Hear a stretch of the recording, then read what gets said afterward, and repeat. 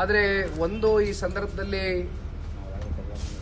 ಪಕ್ಷದ ಕಾರ್ಯಕರ್ತನಾಗಿ ಅವರ ಕುಟುಂಬದ ಸದಸ್ಯನಾಗಿ ನಾನು ಹೇಳುವಂಥದ್ದು, ಬಹುಶಃ ಸನ್ಮಾನ್ಯ ದೇವೇಗೌಡರು ಸಾಹೇಬರಿಗೆ ದೈವದ ಒಂದು ಅನುಗ್ರಹ ಇದೆ ಅಂತಕ್ಕಂಥದ್ದು ಯಾರು ಕೂಡ ಅಲ್ಗಳಿಲಿಕ್ಕಾಗೋದಿಲ್ಲ. ಜೊತೆಯಲ್ಲಿ ಅವರಲ್ಲಿ ಒಂದು ದೃಢ ಸಂಕಲ್ಪ ಯಾವತ್ತಿಗೂ ಕೂಡ ಬಹಳ ಗಟ್ಟಿಯಾಗಿ ಯಾವುದೇ ಒಂದು ವಿಚಾರ ಅವರು ಮನಸ್ಸಿಗೆ ತಗೊಂಡಂತ ಸಂದರ್ಭದಲ್ಲಿ ಬಹಳ ಗಟ್ಟಿಯಾಗಿರ್ತಾರೆ. ಹಾಗಾಗಿ ಅವರಲ್ಲಿ ಆ ಒಂದು ಛಲ ಇದೆ. ಇಲ್ಲ, ನಾನು ಎಂಥ ಸಮಸ್ಯೆನೂ ಕೂಡ ಎದುರಿಸಿ ಗೆದ್ದು ಬರ್ತೀನಿ ಅಂತಕ್ಕಂಥದ್ದು ಅವರಲ್ಲಿ ಇರ್ತಕ್ಕಂಥ ಒಂದು ಆತ್ಮವಿಶ್ವಾಸ.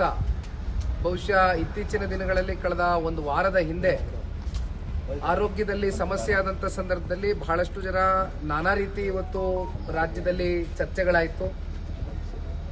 ಬಹಳ ಗಂಭೀರವಾಗಿದೆ ಅವರ ಒಂದು ಆರೋಗ್ಯ ಅಂತಕ್ಕಂಥದ್ದು ರಾಜ್ಯದಲ್ಲಿ ಎಲ್ಲೆಡೆ ಚರ್ಚೆ ಆದರೂ ಕೂಡ ಬಹಳ ಬೇಗ ಅವರು ಗುಣಮುಖರಾಗಿ ಮಣಿಪಾಲ್ನಲ್ಲಿ ಇರ್ತಕ್ಕಂಥ ವೈದ್ಯರಿಗೂ ಕೂಡ ಈ ಸಂದರ್ಭದಲ್ಲಿ ನಾವೆಲ್ಲರೂ ಕೂಡ ಧನ್ಯವಾದಗಳನ್ನ ಸಲ್ಲಿಸಬೇಕಾಗ್ತದೆ. ಅವರ ಒಂದು ಶ್ರಮನೂ ಕೂಡ ಅಷ್ಟೇ ಇದೆ. ಅದರ ಜೊತೆಯಲ್ಲಿ ಇವತ್ತು ರಾಜ್ಯದ 7.5 ಕೋಟಿ ಕನ್ನಡಿಗರ ಒಂದು ಆಶೀರ್ವಾದ, ಆರೈಕೆ, ಪ್ರೀತಿ, ವಾತ್ಸಲ್ಯ ಎಲ್ಲವೂ ಕೂಡ ಸನ್ಮಾನ್ಯ ದೇವೇಗೌಡರು ಸಾಹೇಬ್ರ ಮೇಲಿದೆ. ಎಲ್ಲ ಇವತ್ತು ಮೆಟ್ ನಿಂತು ಸನ್ಮಾನ್ಯ ದೇವೇಗೌಡರು ಸಾಹೇಬರು ಇವತ್ತು ಮನೆಗೆ ಬಂದು ತೆರಳಿದ್ದಾರೆ.